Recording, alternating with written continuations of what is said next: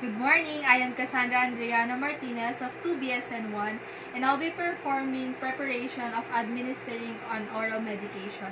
Oral medication administration is the process by which drugs is delivered by mouth through the alimentary tract. It is simpler among the others since it is less invasive and less complicated. Therefore, it is the most common used medication in giving medication. In preparing an oral medication, it is important that the nurse or basically the practitioner has the competence and technical knowledge of the pharmacological properties of the drugs to be administered. The nurse is responsible for ensuring the right person, right time, right dose, right drugs, and the right route. The oral medication is not advisable for patients who are unconscious and experiencing continuous vomiting or nausea. So let us now prepare the medication. In preparing the medication, it is important to verify the doctor's order. So here is the doctor's order. So it says here, for our patient is Mr. Spencer Buenaventura. Okay, so we have a Centrum Silver, 1 capsule, mefenamic acid, 250, ambroxol, score, and then we're going to get the MAR, the medication record, and then we're going to find Mr. Spencer Buenaventura. So here it is.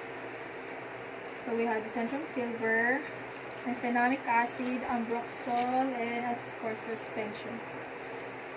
Once you've already verified the doctor's order and compare it to the MAR, we're now going to proceed in preparing the medication. MAR is very important to know if the patient is suffering from allergies, difficulty in swallowing medication, or any fluid restrictions. The MAR, we will see in the MAR the 5 rights, which is the right person, right dose, right drug, right time, and the right route. So here it is, the Mr. Buenaventura.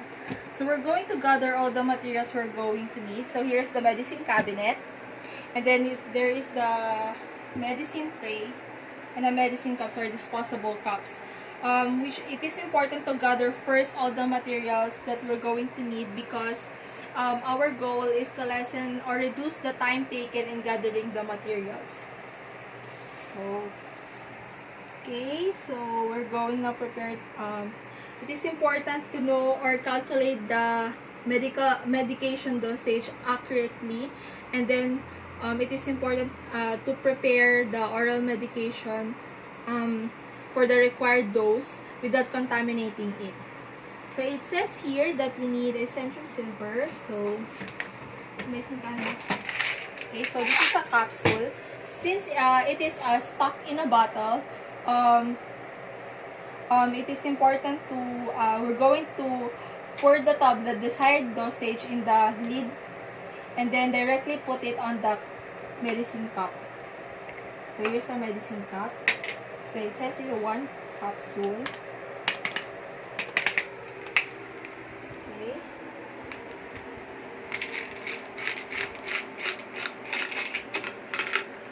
So here it is. Directly put it without touching the tablet to avoid contamination. Next is mefenamic acid. So it is mefenamic acid, 250 milligrams. So the expiration date, it is important to check it. So it is April 2, 2022, and it is packed. The seal is not broken. So we're going to put it on the another medication cup because it requires a pre-administration assessment. Next is ambroxol, 30 milligrams. Okay, the expiration date is 2023 December 5. Okay, the seal is not broken. And then in preparing the capsule, it is important if there are circumstances that the capsule is already expired, return it to the pharmacy and then go get the new one. And then LC score suspension, 3 milliliters. So this is a liquid medication. So in preparing the liquid medication, we should shake it thoroughly. And then when pouring it, it is important your grip should be in the label, so that when you pour it, it is the chemicals will not spill on it. So here our medicine cup. So it is important to place it in the flat surface. Okay. And then it says it's 3 ml. So we shake it thoroughly and then open the lid.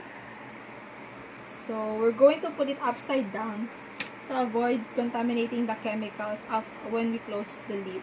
Yes. This is the label. We're going to put our grip on it so to avoid spill. Then we're going to check for the label 3 ml. So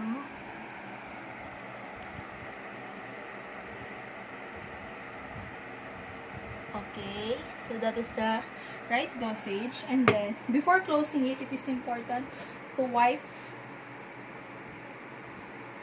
before closing it. Then let's start it.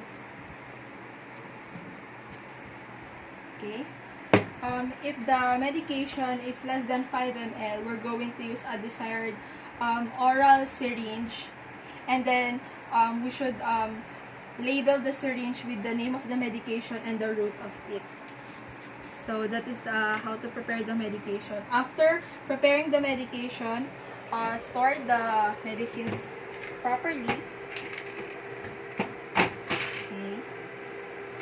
Fix the things you get, and then document the procedure, the findings, and then wash your hands after it. And then after preparing your medication, of course, you're going to your patient.